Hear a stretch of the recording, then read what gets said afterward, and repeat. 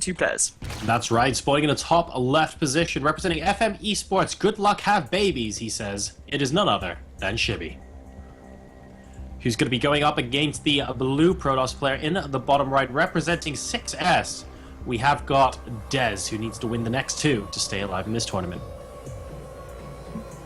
Now, I think that Shibby's play in game number 1 was just pretty solid, but I don't think that it was perfect. There was a couple of things, like he was just throwing ultras at his opponent. He felt that he was so far ahead that he couldn't lose, which is always a bit of a dangerous ground to step on, because that can very quickly go the wrong way. For sure. It's not always quite the case as well. He was throwing ultras at his opponent and still managed to win the game, but it wasn't actually that effective. I would have liked to see some more Hydras, I would have liked to see some Infestors in play there, and he really kind of relied on the ultras on their own. And in any closer of a game, and I feel he wouldn't have been able to do that. So, I think that those are all really good points, and the big thing from Shibby's perspective, I don't think I'd like to see him do something too aggressive this game. I think it'd be a lot better for him to sit back, try and macro up, because that's where he really starts getting comfortable, is in the later stages of the game. Just see what Dez throws out, because I think this will change things up. I wouldn't be surprised to see a Stargate on this map.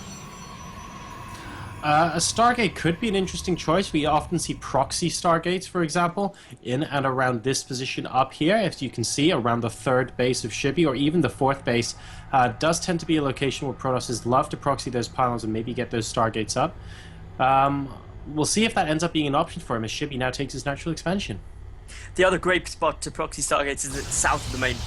That is probably one of the most devastating spots to get them in, but it does get picked up pretty obviously there if you are expecting it, because it is just such a quick route into the main base. But at the moment, Dez is just getting his Cybercore down. It looks like his build is fairly identical to game number 1.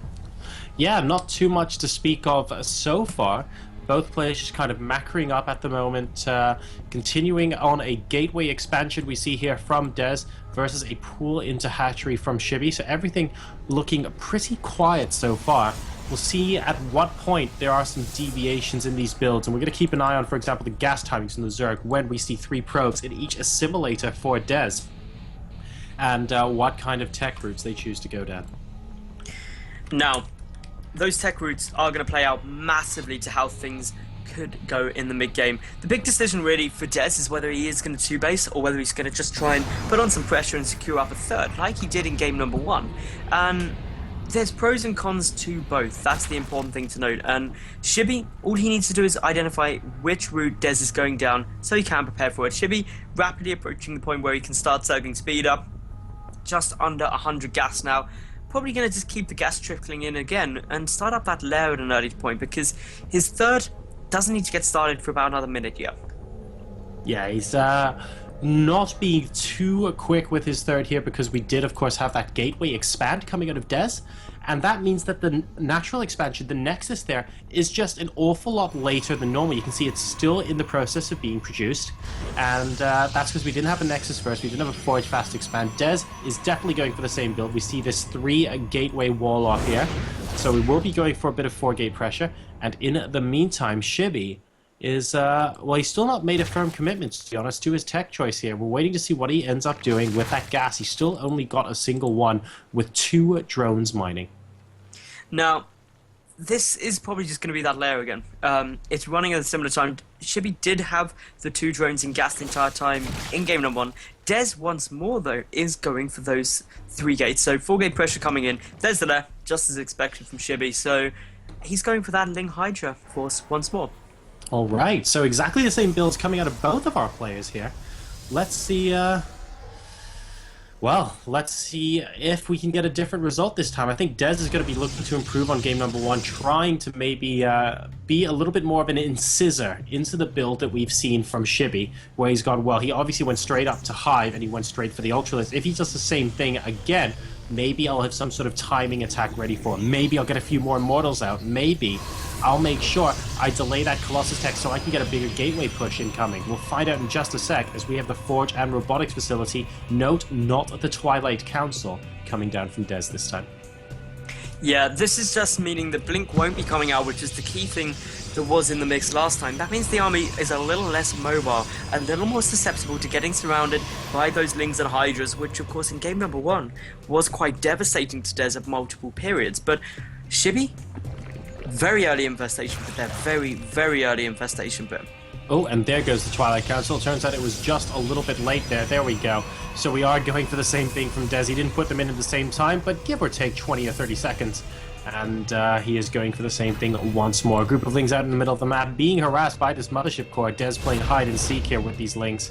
And that's not going to last too long as the Lings get out of the way there. Infestation pit now about to complete. So is Shibby once again going for this fast hive? He could be. He could also be going Swarm Host.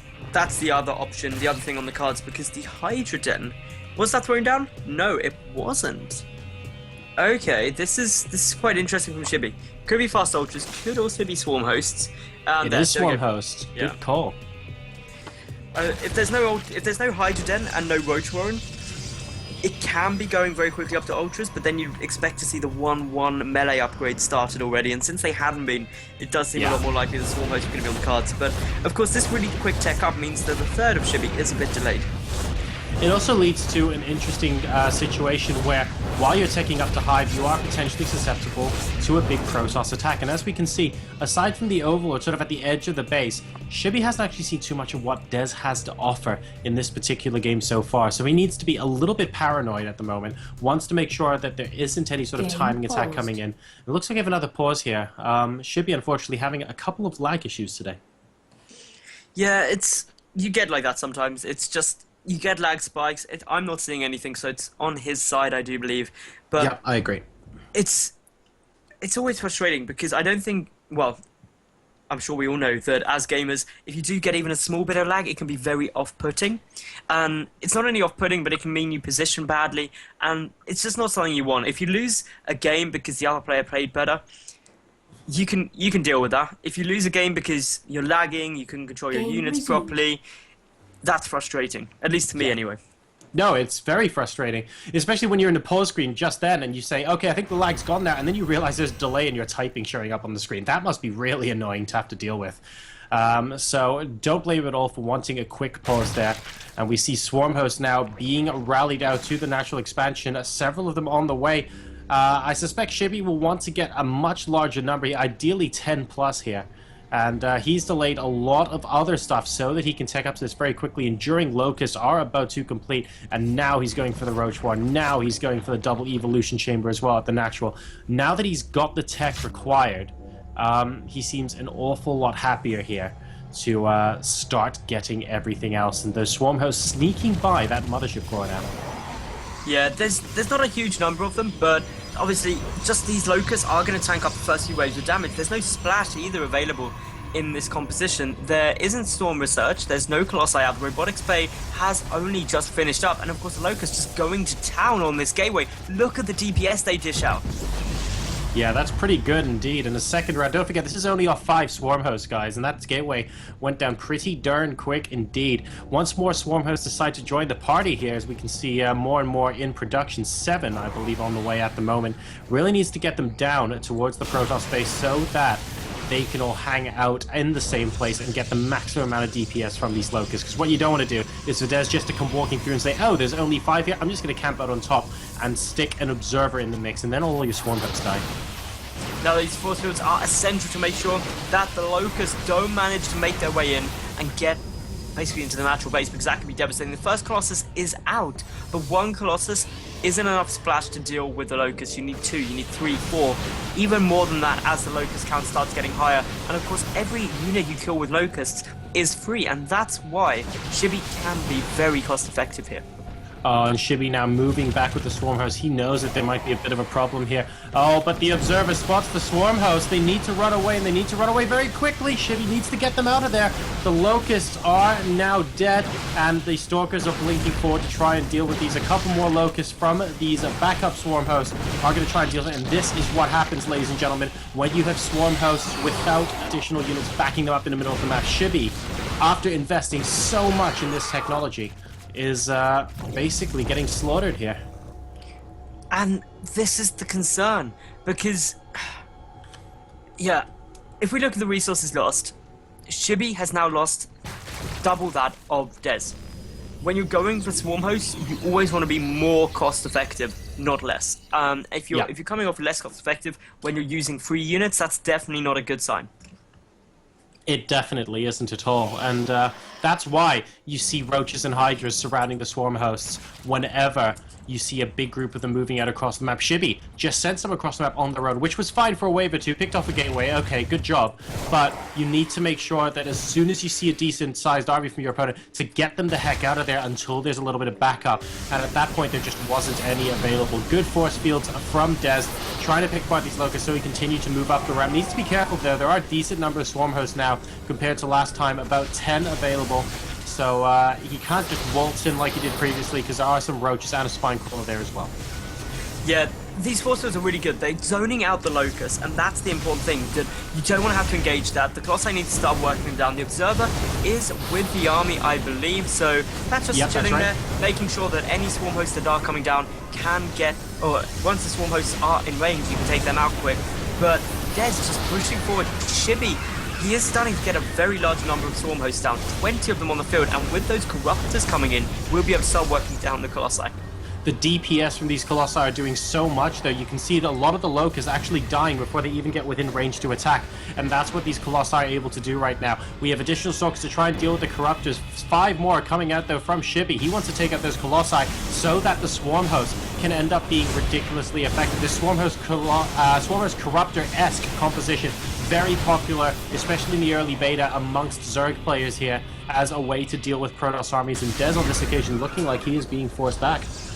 Yeah, well, this Swarm Host Corruptor composition, remember when people first started playing around with it, it was deemed as being near unbeatable because it was just so strong. And the trouble for Dez is he doesn't yet have Storm research. He's got to get Storm down and get some High Templars, because with 20 Swarm Hosts, Colossus alone are not able to deal with that, especially with the Corruptors in there. You've got to get a couple of High Templars, some good Storms, and then pick off the Swarm Host straight away.